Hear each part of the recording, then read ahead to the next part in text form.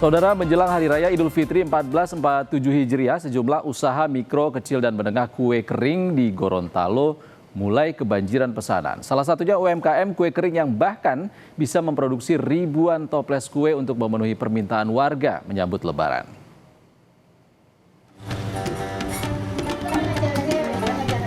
Suasana dapur produksi UMKM Kue Rizky di Desa Tanggilingo, Kecamatan Kabila, Kabupaten Bone Bolango tampak sibuk.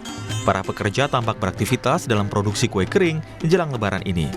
Pemilik UMKM mengaku produksi kue tahun ini meningkat. Jika hari biasanya hanya 200 toples, di Ramadan ini meningkat lebih dari 3.000 toples.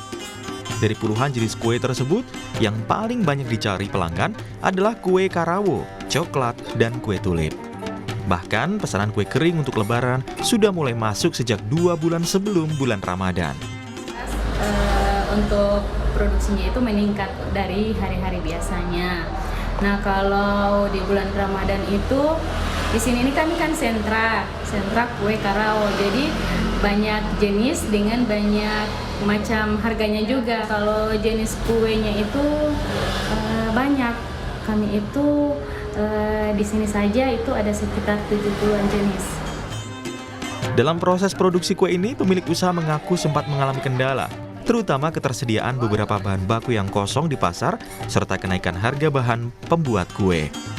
Untuk harga kue kering di toko ini dijual beragam, mulai dari Rp50.000 hingga Rp350.000 per toples, tergantung ukuran.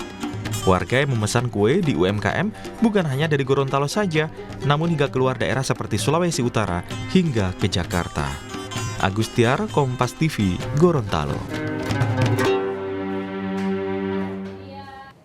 Sementara itu,